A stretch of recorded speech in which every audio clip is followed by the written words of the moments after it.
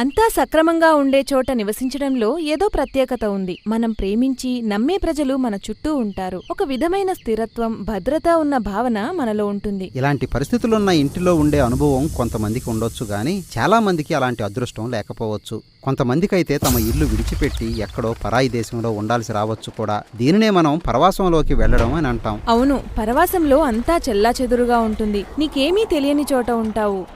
Bible వృత్తాంతంలో ప్రాచీన ఇశ్రాయేలు ప్రజలు ఇలాంటి పరిస్థితుల్లో చిక్కుకున్నారు. బబులోనీయులు వారిని జయించి బహు దూరంగా ఉన్న తమ దేశానికి తీసుకుపోయారు. అప్పుడు వాళ్ళు, ఏంటి మనకిలా జరిగింది, మనం మన ఇంటికి తిరిగి వెళ్లే ఆశ ఏమైనా ఉందా అని తమలో తాము మదనపడ్డారు. బైబిల్ చరిత్ర అంతట్లో ఇలాంటి ప్రశ్నలు నిండి ఉండడం మనం చూడగలం. బైబిల్ అంతటిలోనా? నిజంగా? అవును, ఒకసారి వెనక్కి వెళ్లి బైబిల్లోని మొదటి పేజీలు చూడు.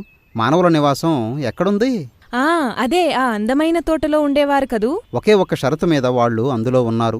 దేవునిపై విశ్వాసం ఉంచి ఆయన ఇచ్చిన ఒక్క ఆజ్ఞకు లోబడి జీవించాలి. అయితే వాళ్ళు అలా ఉండలేదు. దాని ఫలితం ఆ తోట నుండి వెళ్లగొట్టబడ్డారు. అంటే వాళ్ళు పరవాసంలోకి వెళ్లారన్నమాట. ఖచ్చితంగా. ఈ గాథను ఇశ్రాయేలీయుల చరిత్రకు అన్వయించుకోవచ్చు. అది ఎలాగంటే, దేవుడు వారికి వాగ్దాన దేశం అనే ఒక బహుమానం ఇచ్చాడు. అయితే ఒక్క షరతు, దేవునితో వారికి ఉన్న నిబంధన సంబంధంలోని నియమాల పట్ల నమ్మకంగా జీవించాలి. అయితే వారలా చేయకపోవడం వలన వారు పరవాసంలోకి వెళ్లాల్సి వచ్చింది. ఇప్పటి వరకు ఏదేను తోట నుండి వెళ్లగొట్టబడడం, ఇశ్రాయేలు దేశం నుండి పరవాసానికి వెళ్లడం మధ్య పోలికను గమనించకపోతే ఇప్పుడు ఆలోచించండి. ఆదికాండంలో మానవ పరవాసం వారు ఏ నగరం కట్టడానికి దారితీసిందో తెలుసా? తెలుసు, బాబేలు నగరం. ఇశ్రాయేలీయులు పరవాసానికి వెళ్ళింది కూడా అదే ప్రాంతం. అయితే పై రెండు సంఘటనల్లో కూడా అదే ముగింపు కాదు. మొదటి బబులోను నగరంలో దేవుడు అబ్రహామును పిలిచి వాగ్దాన దేశానికి పయనం కమ్మని చెప్పాడు.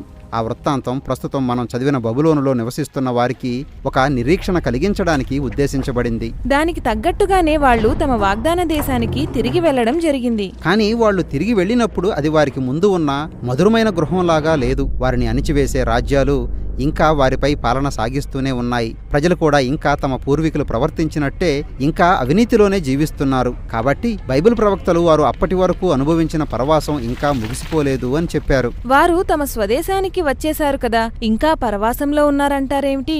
అవును, ఇది చాలా ప్రాముఖ్యమైన ప్రశ్న. హీబ్రూ సాహిత్యంలో బబులోనులో ఇశ్రాయేలీయుల పరవాసం మరింత విశ్వవ్యాప్తమైన పరవాసానికి సాదృశ్యంగా ఉంది. అది నీవెక్కడ నివసిస్తున్నావని కాక దేని నుంచో విడదీయబడ్డాము అనే భావన, ఇంకా ఏదో కావాలనే కోరిక. ఇప్పుడు నాకు అర్థమవుతున్నది.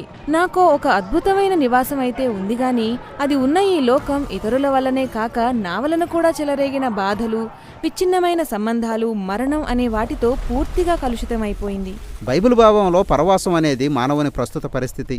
మనమంతా మానవ దుర్నీతి అనే ఈ ప్రక్రియను తిరిగి తిరిగి జరిగిస్తూ మనం తప్పించుకోలేని ఒక బబులోను అనే దానిలో చిక్కుకుంటూ ఉన్నాం. నువ్వెక్కడ నివసిస్తున్నావన్నది ప్రశ్న కాదు. మనమంతా మరింత శ్రేష్టమైన నివాసం కోసం అర్రులు చాస్తున్నాం.